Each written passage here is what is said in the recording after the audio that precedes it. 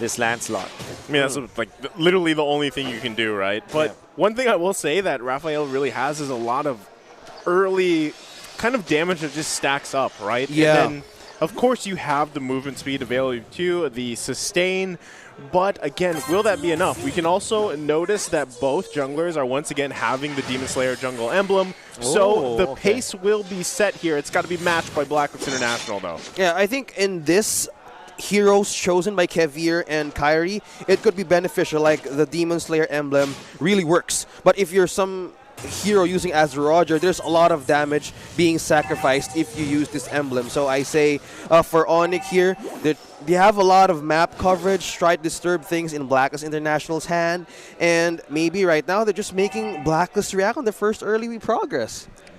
One thing I will say about having a Franco, though, is yes, you have a lot of early game pressure and potential. Yeah. But later on, let's say mid to late game, if you're not landing hooks, right? But again, this is Beloyski. But if you're not landing hooks, it kind of falls off. Yes, you still have the ultimate to lock someone down.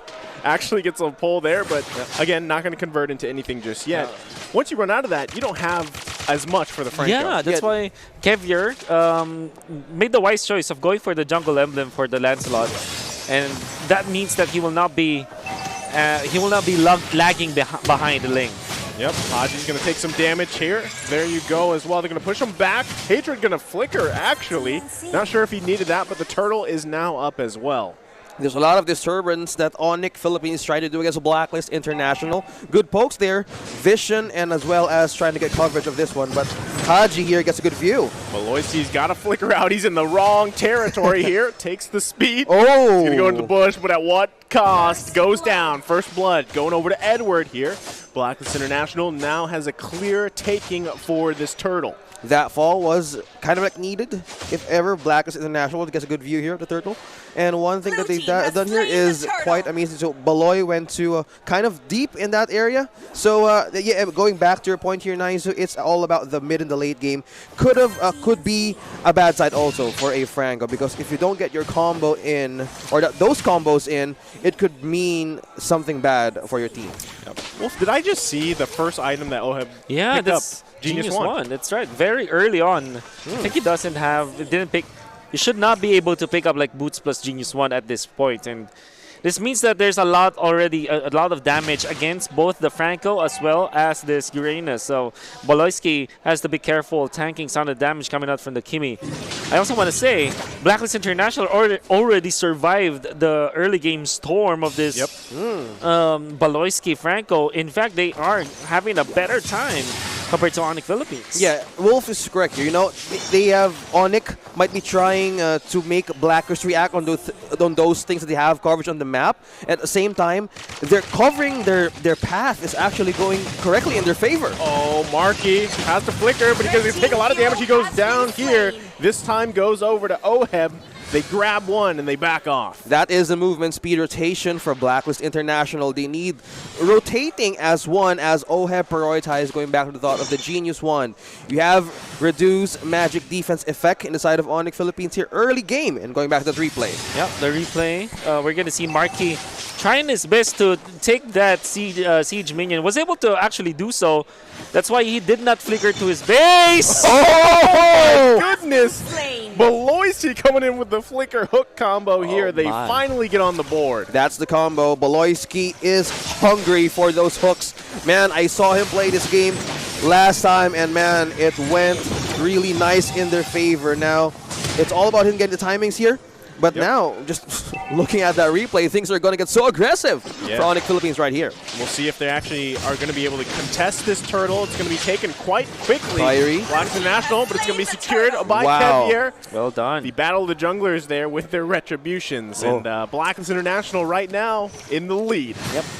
You know, what's interesting is that Kairi already has level 8 before that happened, and he still lost the retribution battle against Kevir on this Lancelot. So this is what Blacklist International needs. Confidence! Oh, the pull. There's going to be a lockdown, but the rest of Blacklist International is going to be here. They take out Beloy. It was a mistake, sir. Oh, Dexstar with the healing. They knew what could come from that mistake, man. Oh, man. We're seeing Blacklist International in a coordinated manner, but same time, Onic, Dilarski doing Dilarski things in the enemy's base.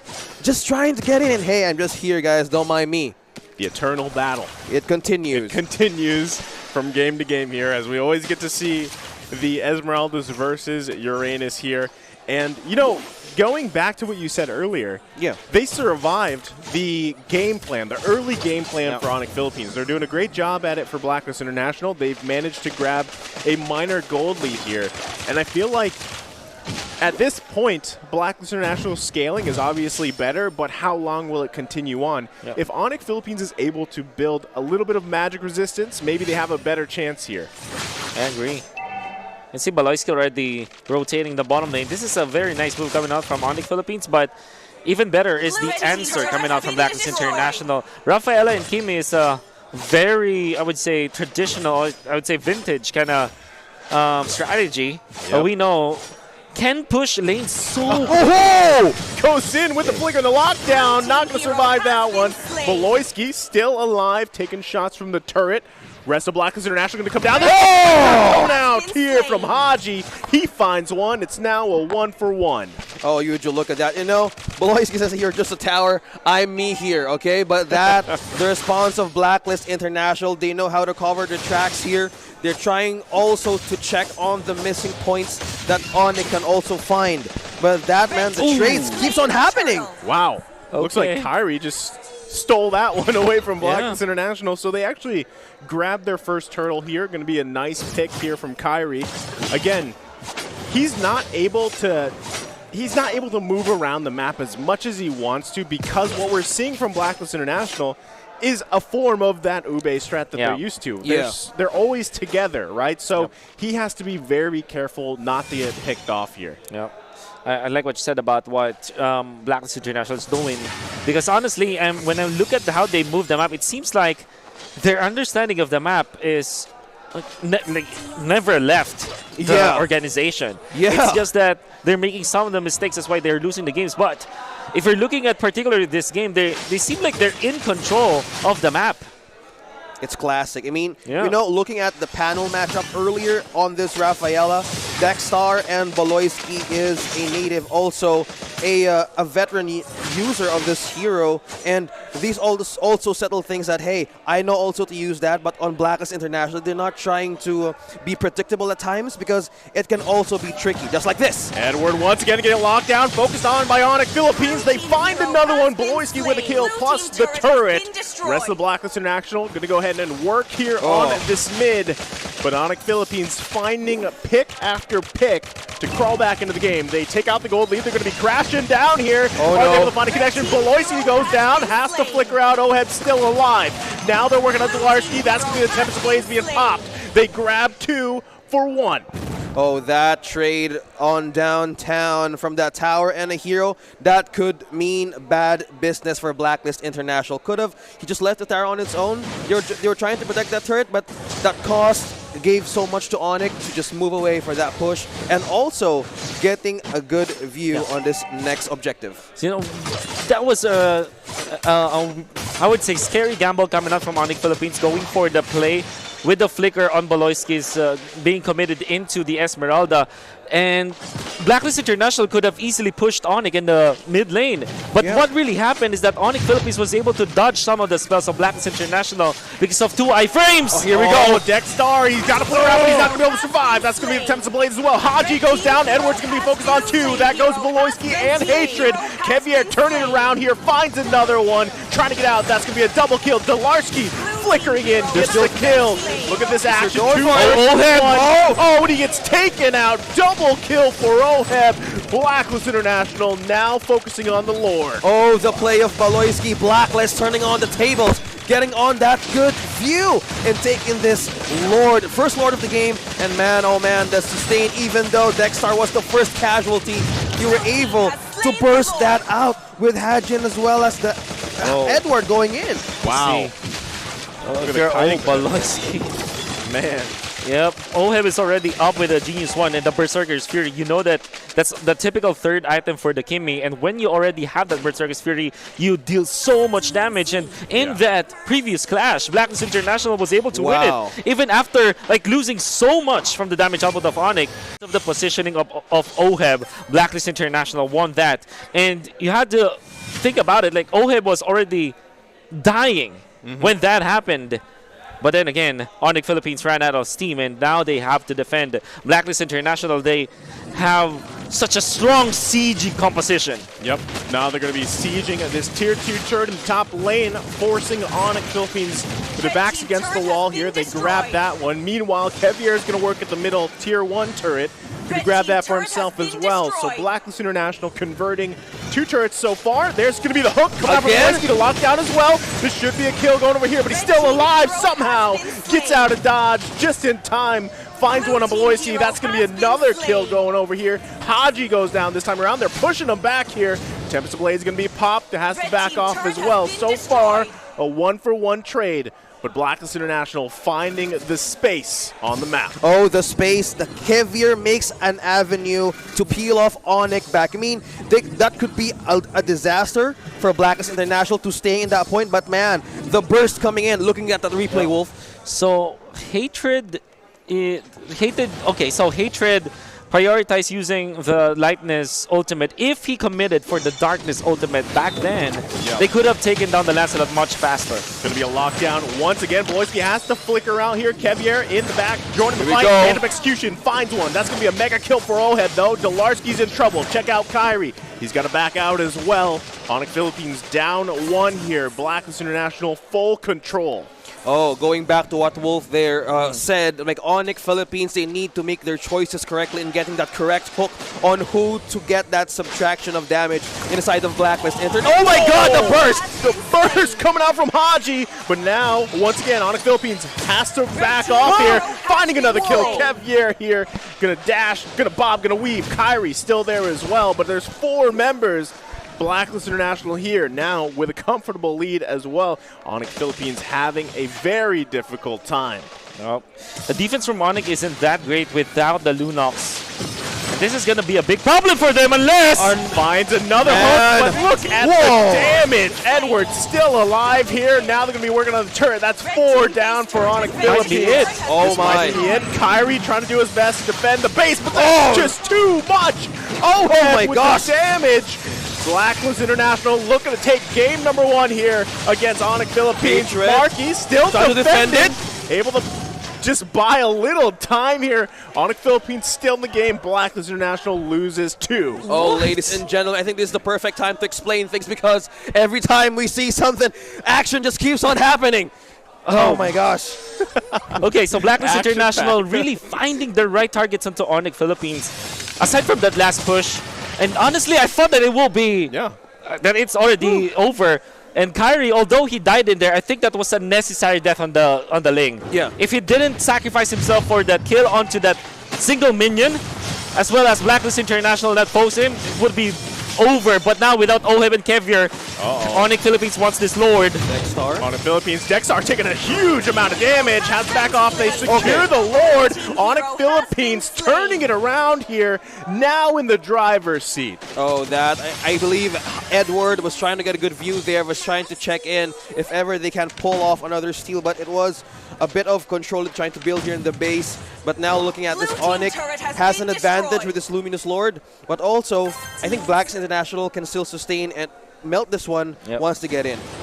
Yeah, Blacklist International has a ton of damage, so they should be able to make quick work of that Lord despite it being luminous. But at the same time, you have to consider the fact that they're going to lose some turrets here. Onic Philippines will be knocking on the base of Blacklist International. Everybody's going to be up. No connection here just yet.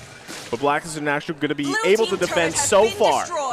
You know, there's a lot of defense from Blacklist International. I don't think that will ever be a problem for them. That's why Onic Philippines, they should be careful. And the only reason for them to get a push here against the inhibitors maybe is a pickoff. Yeah, they need the hook.